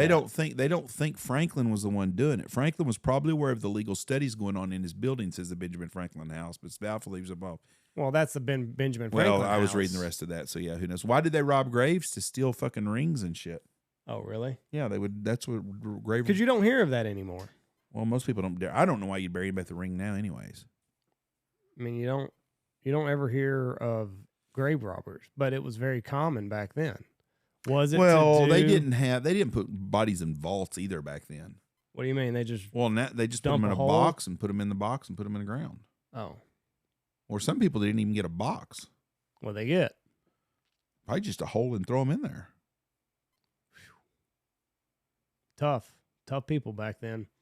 So anyway, Benjamin Franklin, basement filled with skeletons, 15 people, 1,200 pieces of bone. I bet there's still some grave robbing going on. You just don't know about it. I've never seen it. Like, do you think it would be? Do you think it would make new? Like, if somebody came out to Knox City and robbed a grave. Oh, I think it'd be big news, but I think it happens. Probably you probably look it up right there. Do people still write? But the problem is most people don't. I mean, I don't know if there's some lady in town got buried with a 10-carat diamond ring. There'll be some jackass go fucking dig her up trying to get the ring. Look at that spider coming down. Speaking of grave robbing, do people still rob graves? Well, I mean, of course it still happens, but this ended the demand for trafficking of bodies in the United States. Modern grave robbing still happens, though on a much smaller scale. Quick history of grave robbing. Let's click on it. Could you imagine that's how you make your living? Robbing graves? Yeah. That's how we got Frankenstein. That'd make a great Netflix special. That would be. Grave robbing, also known as body snatching, might sound like something limited to horror films or however grave robbing is very real. Thieving, medical research, historical artifacts. That's what I would think would be more of the thieving and historical artifacts. When medical research you're going to get. You know, your nails and your hair still grow after you die. Mm-hmm. Hey, I heard that if you're an organ donor, there was somebody that couldn't get their loved one's body back because they like just scavenged them. So Well, like they couldn't do like a proper service because science had its body because the person was an organ donor. I'm an organ donor. I don't think I'm going to be. And I want to be cremated. See, now that might be easier to do if you're an organ donor. But I don't know, I don't know what all they took from this person, but like they were not able to get their loved one's body back to do any kind of service. Did you know that if you're a fat person, they have to burn you first? Yeah, first in the It's day too hot. because all the grease. Yeah. Get a grease flame. Get a grease fire. Let's talk football for a second. What do you think about D-Hop? Got released. He did. What do you think he signs with? I just saw something earlier. It said the Commanders might have to face him twice. I don't know what that meant. Was he signing with I Dallas? didn't get to read it. I think he signs with. I don't know why they wouldn't do it. Cleveland, because of him and what's the masseuse guy? The quarterback, Deshaun Watson. Right. Deshaun Watson and him and Amari Cooper. That's pretty damn good. That's a pretty good set of receivers. Evidently, he like trashed his hotel room at Who? the combine. D-Hop. At the combine, that would have been like 10 years ago. Yeah, they said like he shit all over the place. Huh? It's bad. I bet I can pull it up. So he's not a good person. I'll pull it up. His mom's blind, right? Yes. DeAndre Hopkins combine hotel room. It's a big scandal. Big scandal. Trashed hotel room. ESPN did something about it. So you know it's true. He denies it. Well, of course he did. Fucking trash this place. My client has anything to have. Check the cameras. It doesn't say what happened in there, though. Let me go back. Let me go to images. That'd be the best way to do it. It's got the safe search on. I accept. Take me down this rabbit hole. Not going to. Thanks a lot. So, anyways, he trashed a hotel room. Yeah. Well, that ain't going to affect him now. He's been playing in the NFL for a long time. He's a big-time receiver. Do you think that he signs – because I was listening to a show last night, and it said Buffalo, Kansas City were the two favorites. They said they're going to get in a bidding war probably between you because Buffalo's got to do something to catch back up to Kansas City, and that's going to be their best bet. Could you imagine them having Gabe Davis, Diggs, and Hopkins? That's three big-time receivers. Mm-hmm. And they've just drafted that tight end. Yeah, I don't know what's going to end up happening. But maybe Buffalo. I'd seen the Browns. They said he would be open to... The hotel room in question was found to have been trashed and covered in urine and feces. Feces were said to have been thrown around the bathroom, toothpaste smeared in the mirror, and a half-eaten food on the bed. Witness state neither player attempted to clean up the mess or take responsibility. Pretty damn simple. All you got to do is do a damn DNA test on the shit and find out which one of them did it. Who shitted in the Indianapolis hotel room a long time ago? Covered in urine and feces. But anyway, they said don't Google the pictures, and I tried to. I mean, he's good, but what would you give for him? Oh, I'd give him $15 million for 1 year if I thought I was one player away from being in the Super Bowl. And there's a couple of teams I think that are one player away on offense of being really, really good. Kansas City, I think, needs another receiver. I think they don't have anybody. They have no wide receivers at all. They've got Kelsey and Mahomes. They're going Mahomes makes everybody good. Right. And same way as Brett Favre and Aaron Rodgers did and a lot of other good quarterbacks. Tom Brady, perfect example of that. I think, let me think of some teams that are contenders. The Giants could use him. There's no doubt they could use him. Philadelphia, Jesus, they don't have they don't need him, but it would help them too. The Cowboys are the same way. Gallup is going to be a lot better this year because it's usually a 2-year injury on that coming back. And I'm not a CD fan. CD's got really good stats, but he sure disappears in big games. I don't know. Maybe Cleveland. New Orleans, Cleveland. James Washington signed with New Orleans. I'm glad that James did too. I think he's in a good spot to be because I think Michael Thomas is done. I don't know. I'm ready for football. We're getting close. Yeah, training camp will start next month. We're still in, well, it'll be June. Yeah, in 7 weeks we start training camp for football. Thank God. Did not know that my guy was a big Swiftie. Aaron Rodgers, big Taylor Swift fan. His boy was vibing. Well, that's embarrassing. Vibing. You know, I saw a picture of her the other day on stage singing. She got a nice bod on her. Oh, no. That ship has sailed for you. Oh, she's not pretty, I don't think. You're done. Nothing about her is attractive. Hey, let me tell you, I saw in New York. You're finished. Let me tell you, I saw in New York. Taylor Swift was in New York. Kelly Ripa. Oh. For an old lady. She ate dinner next to us. Table next to Oh, us. really? Yeah, good looking. What restaurant? Is at the airport. Oh, Good looking lady. I figured she'd fly private. Good looking lady. I guess she's falling on hard times. Poor girl. She's probably flying first class. Yeah. There's not people take private jets like you think they do. Really? No. Aaron Rodgers makes more money than Kelly Ripa. You think Aaron Rodgers flies private everywhere he goes? Fuck No. yes. No, probably not. Oh, I guarantee you. You'd be does. surprised. Conor McGregor flies private everywhere. He makes a lot more money than Kelly Ripa does. I don't know how much money Kelly Ripa does, but she's a good looking lady. She married a actor too. Mark Consuelo or something. Yeah, him. I told Mom and Dylan, I said, that's who that is. 120 million is her net worth. She's a good looking lady. Which, who knows, some of these numbers are. And who knows if she was flying, she might have met somebody for dinner and had a meeting with someone. I mean, she works there. In the airport. It was a nice restaurant. You got to go through security to get there. Well, you can do that. This says 200 million Is what? Conor McGregor's net worth. Yeah. Well, Kelly, but he says he's closing in on 1 billion. No. Well, Kelly Ripa is not a very big lady, but she's a good looking. She's a beautiful lady though, really pretty lady. Yeah, I don't know. And then he's got a yacht, $3.6 million yacht, Lamborghini yacht. I don't them, and you know what? They should do that. By God, if I had that kind of money, I'd fly a private jet and I'd go everywhere all the time. I don't understand people that don't. Or you would rent.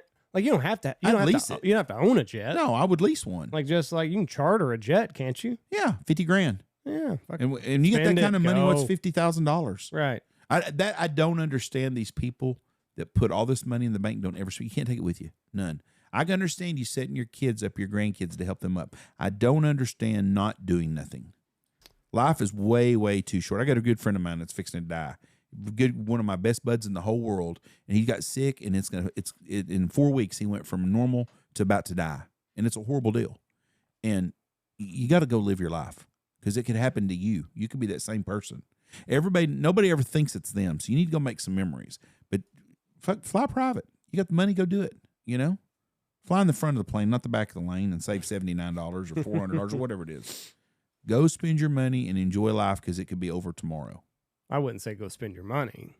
Spend it responsibly. Go spend your money and enjoy life. Spend it responsibly. It's too short. What are you saving it for? To not be a burden on me later on in life. I'm not going to be a burden on you. No, I'm talking about the old people that get in the system. Huh? Just don't be a burden on me when you get old. No. Be financially responsible. But you think about it. Go spend. I've got a lot of life insurance, so if something happens to me, y'all get a check. That's your inheritance from me as a big life insurance check, and the grandkids. My deal is I'm going to go live life. I want to go live life. I want to go see the world. I want to go do things. I also don't want to be one of these people that get sick all of a sudden and can't do nothing and didn't do anything. If it happened to me, at least I've been places.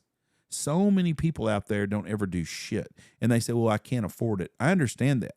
But go live. Well, don't wait till you're 75 to start doing shit. Then you get sick and you never go. You can see it every day. I know somebody that does that. They save. And they're going to fucking retire and then they die. Mm-hmm. The guy told me the story about the guy was owned a sanitation company, I think, in New York. And every day he'd go to the same place. And the guy that worked for New York City would sit there every day. And he worked overtime and did everything, built up his retirement. All he wanted to do was fish. Guy goes to the deal, and the guy retires on Friday, goes to the deal on Monday. He said, I bet old Joe's out fishing today at Lake X, blah, blah, blah. You didn't hear? Nope. Joe died Saturday of a heart attack. You never get to do shit. Don't be that guy. Go do stuff because you never know when it's your time.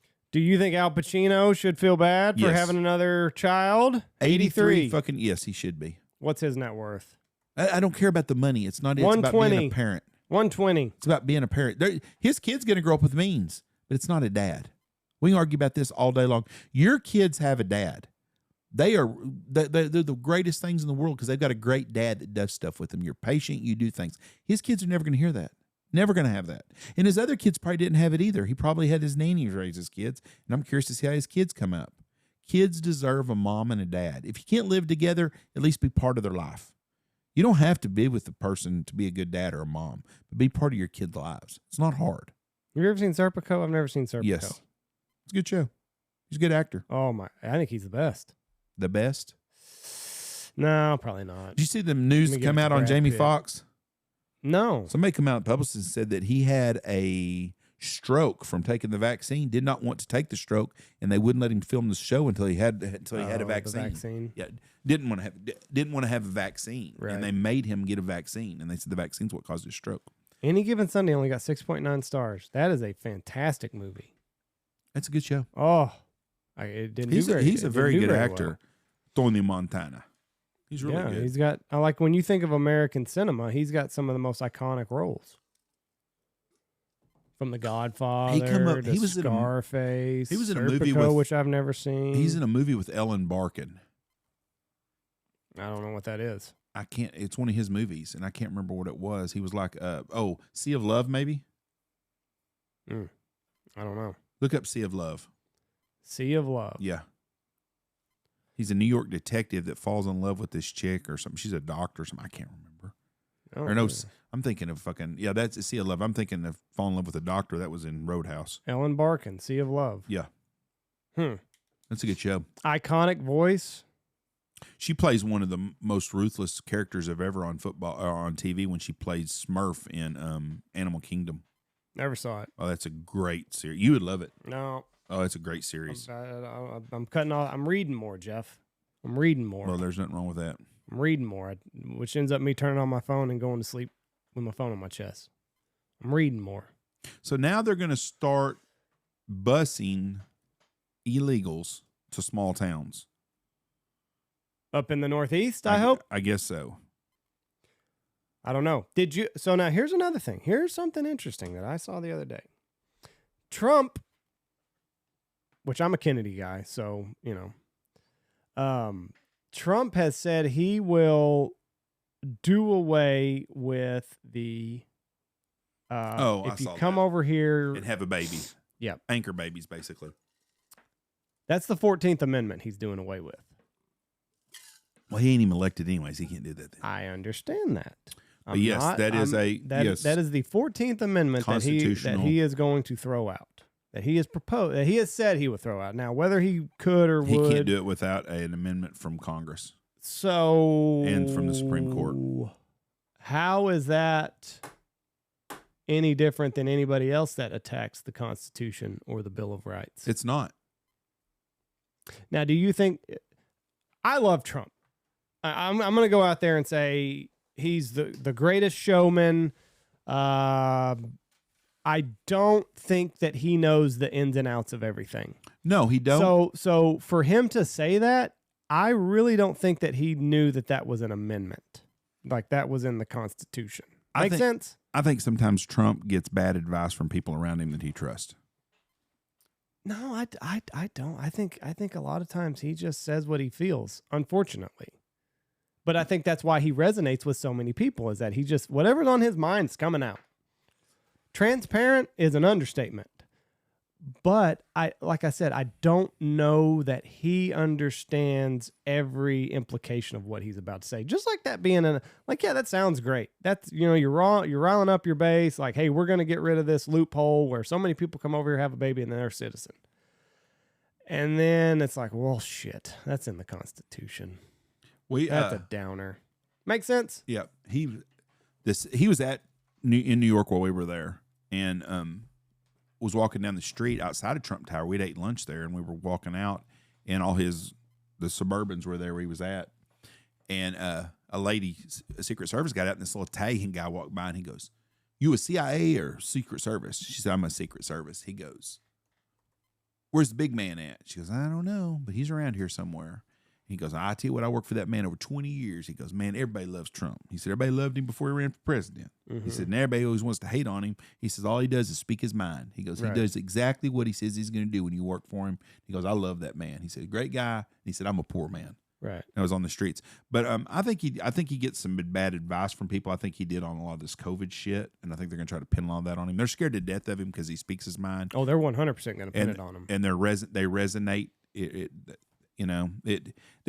It's two different sides. They're going to give you the Trump news and they're going to give you the Biden news, but they're going to avoid everything with Joe Biden. There's no way in hell that the media can think Joe Biden is doing a good job in this country. I don't think he runs.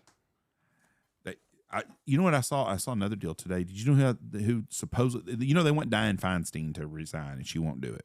She's like 90, right? Yes, and she needs to resign. She has no reason being another dementia-ridden, and both sides have them. California, right? Yeah, the Grassley guy from Iowa, I think he's 147, but they shouldn't be in office still.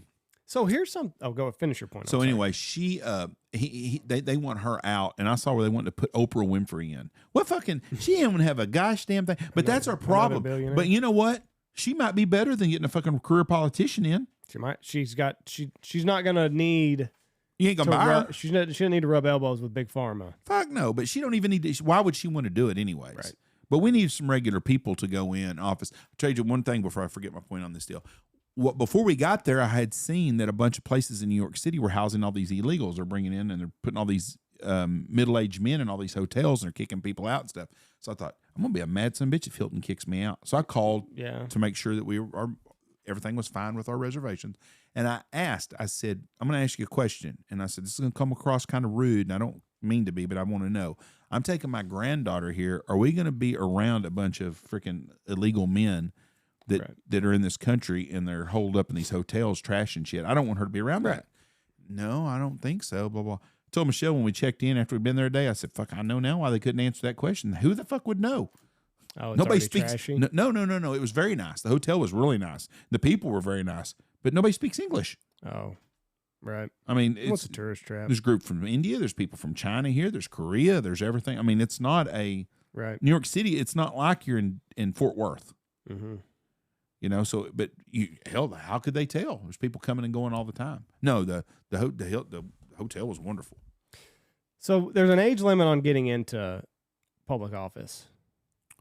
No, age limit getting in. You have to be at least 35 years old to run for president. You have to be at least 28 to run for. No, you have to be 25 to run for Congress, 35 to run for Senate, and maybe 42 as president. Is that right? Or is president 35? I think it's 35. So, my question is... Yes, they should. Why is there not an age limit for you to get out of office?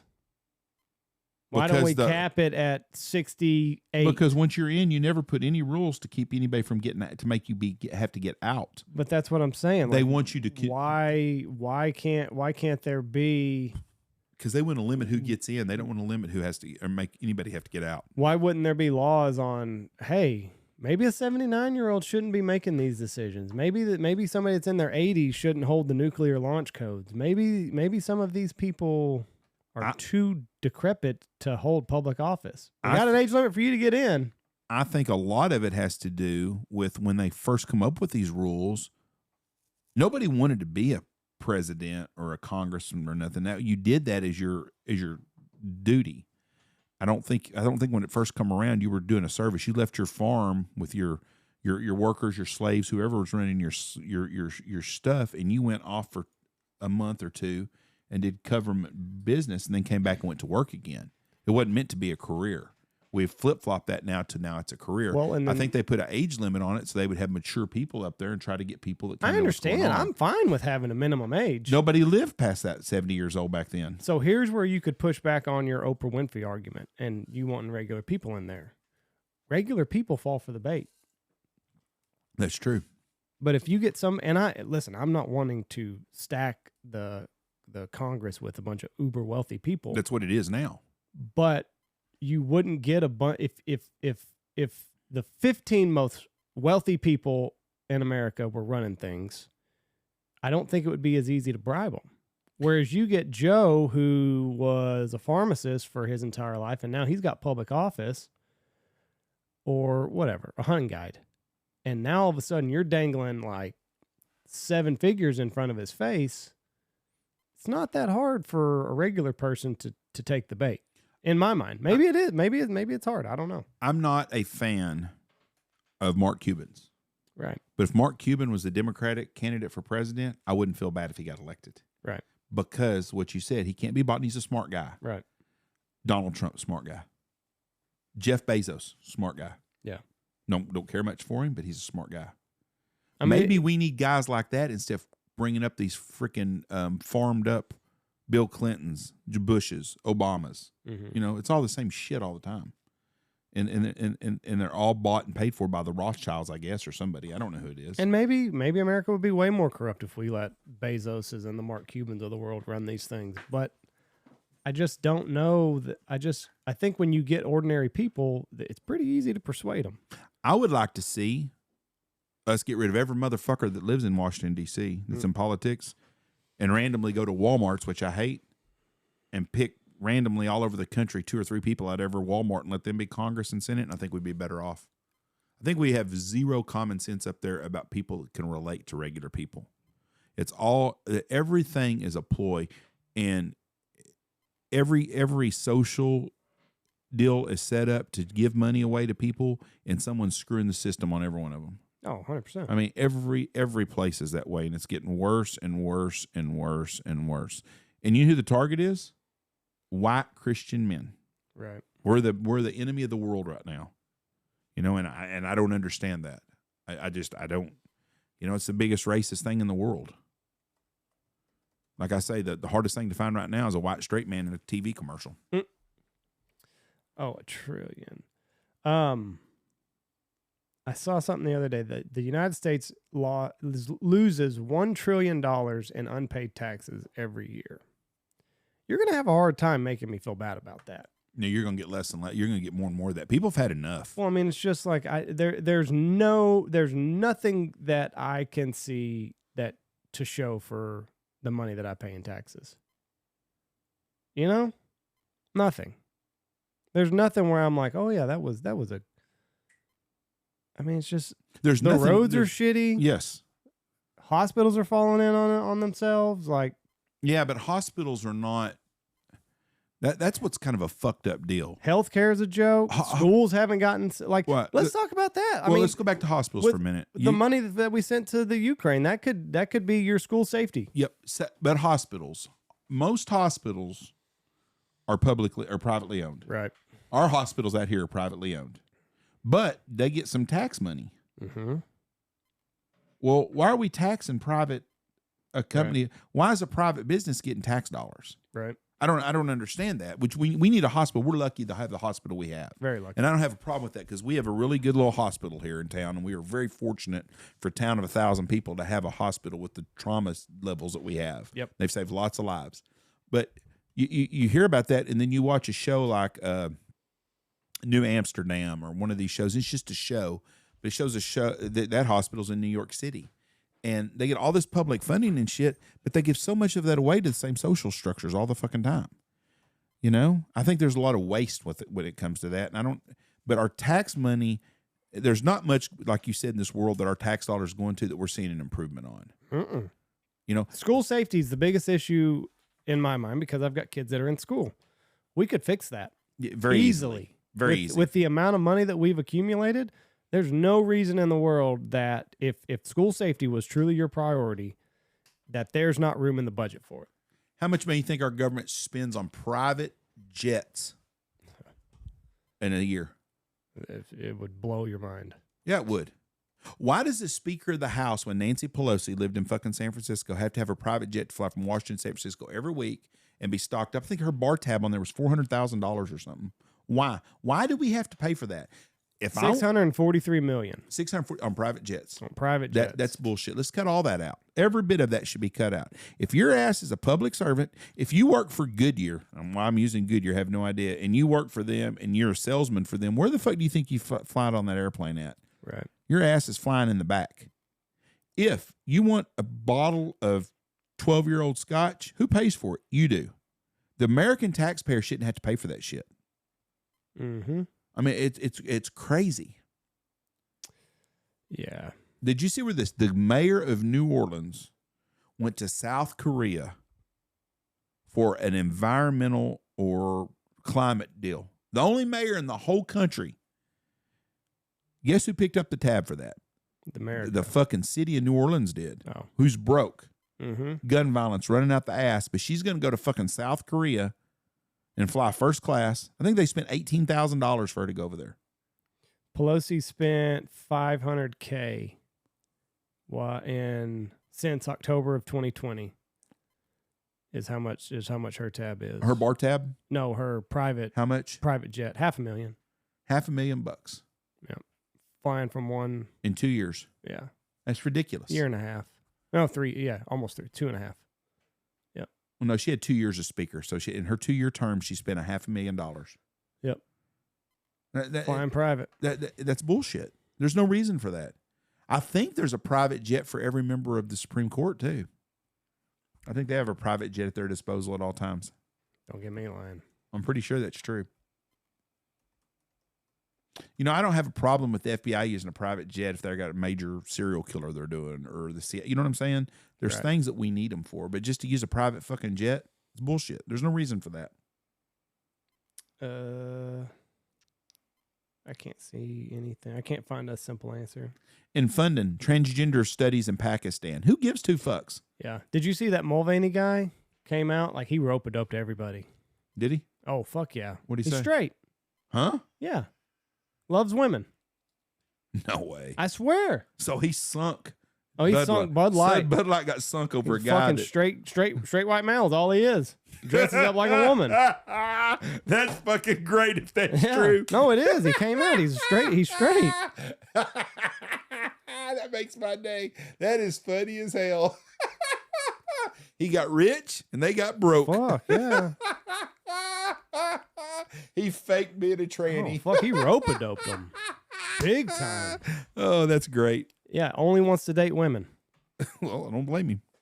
I mean, I don't think, to my knowledge, I've not done a deep dive on Dylan Mulvaney, but I don't think he's had any sex changes or anything. He had a year of dressing like a woman. Do you think Bud Light's like, ooh, we should follow that up a little bit better? Damn. Missed it again. That hurts. Yeah. I thought we had a real advocate on our side. No, he's only dates women. Listen, if you're gonna get us a tranny here, you got to get one guy's dick cut off. Yeah. Because I think the thing that made him famous was that he had a year of dressing like a woman, not identifying as a woman or anything like that. I think it was just a year of dressing like a woman. Well, when you were a kid, do you remember the Bud Light commercials where they had the guys? They took it off of the Hogs. Do you know who the Hogs were? The Hogs was Washington, the Redskins' offensive line in the 80s. They called the Hogs and the Hogettes, and they were a bunch of men, and they were big guys like me, and they wore dresses to the games, and they put lipstick on and stuff. They were called the Hogettes. Yeah, right, yeah. And it was just all in fun. You know, Budweiser had them for commercials for a while in the 80s. What's that sound? Tony, turn that off. Coach Steele. Yeah, Chuck. Yeah, evidently they took the Hogs off. Because of the lipstick and the makeup? No, it was just it ran its course when they were the Hogettes. But they had the women dressed up, and they would be like ladies' night at the bar, and so they would go dressed up as women so they could drink free Bud Light. And they was like, you can't come in here like that. And people had a sense of humor then, right? But everybody's now get a little bit famous so he could pick up chicks. That was his whole. That was his entire. That was what he wanted to do when he started this TikTok channel. What a fucking greatness. Was to get famous so that he could pick up women. Fucking cost him got him billions. They're going to be at the $30 billion mark pretty soon. They're having to give beer away. Yeah. Well, maybe their research department should have dug just a little bit deeper as to why Mulvaney started dressing like a woman. I bet you can't find a Target by 2027. I don't. So many companies are going to have to do damage control. But it's so funny because there's companies like the NFL that just skate by. It's because it's the NFL. Yeah, but I'm sure if you told Target that, Target would have said, well, we're Target. We can outlast anything. NFL is its own animal. The problem is when you walk something back. Like, that's hard. Because then, like you said, you're going to piss everybody off. Yeah, some pitcher. You're not going to piss off 50%. When you start walking things back and apologizing, well, now you pissed off the other side too. Yes. So yeah, when you get both people pissed off at you, you're fucked. But like the guy from Dunkin' Donuts was talking about, just stay out of it. Right. Don't make any comment. It's like abortion. If I'm running for president, you can't make it. You let abortion be between God and a woman. You know. Or the states. Go to state. If your state does abortion, that's between you and the state. It's not my deal. I'm not going to pay for it, though. The government shouldn't pay for abortions. That's the end of it. Okay? Same with same-sex marriage. You know, that's between you and God. If you want to get married, get married. I don't care. That's all I've got to say about it. That's my thing. Transgenders, I don't believe in transgenders. I'm against it and stick to it. You know, who are you going to piss off? 5% of the people? Well, I think it's like less than 1. No, you're going to piss off 5%. Oh, you may have 4% right. of the other people that really care, like that idiot we talked to in Nashville. But most people don't care about transgenderism. They don't. They don't give two shits about it. If you're a guy and you think you're a girl, or you're a girl and you think you're a guy, I don't care about it. Your cause has no. I don't care about your cause. Right. I don't think men should be in women's sports. What floors me is the Democrats, who are so much for women's rights and shit, voted unanimously against protecting, these girls in sports. I would love to see a race where a transgender. I saw in California where a guy got second. First of all, he got his ass beat by a real girl. He got second. And then the girl that got fourth, she's boo-hooing. She don't get stand on the pedestal. You know what? They shouldn't have fucking raced. Right. Every girl should have said, no, I'm not racing. Let him run by himself, and then it'll start showing people, and people will be enough. That's what it would take. The NCAA championships, if none of them women would have raced against the guy with the anchor, let him run, swim by himself. Mulvaney did have facial reconstruction surgery to appear more like a woman. Yeah, that's a good way to pick up chicks, is look more like a woman. Well, is it going to a gay bar? Maybe he wants a lesbian. I don't know. But as far as the sex changes and stuff, I don't think that's happened. Fuck, there was something I was going to talk about. What were you saying? The anchor? Oh, one idiot said somebody in Congress was asking him. It was about men competing against women. He said, "Have you ever heard of Mike Tyson?" He's like, "Yeah, I know Mike Tyson." It's like, if prime Mike Tyson came out and said he was a woman, should he be able to box a biological woman? And the guy's like, well, short answer is yes, he should. He'd fucking kill somebody. I mean, I saw that interview. That guy didn't. He's like, yeah, well, technically, yeah, I guess he should. It's like, are you kidding me? Mike Tyson. But who are these people that are scariest man on earth? And you're going to put him in there with a woman. But the women's rights. You saw what he did against women. Yeah. I mean, he already fought a bunch of women. But women's rights people have blew this whole thing.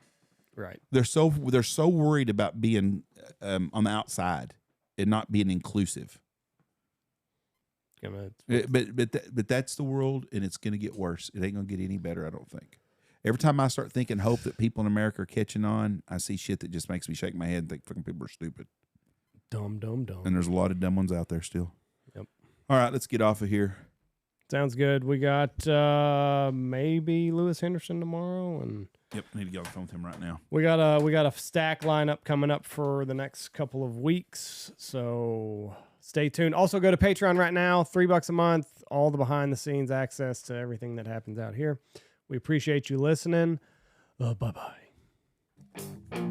Go check out all of our great sponsors. Listen, Father's Day is coming up. We got a lot of great sponsors that will cater to that. Boss Shot Shell Specific Calls, Dive Bomb Industries, Dirty Duck Coffee, Shin Gear, Lucky Duck, Looking Glass Podcast, Ducks Unlimited, Double T British Kennels, Mossberg, Stanfield Outfitters, and Alpha Outdoor Specialties.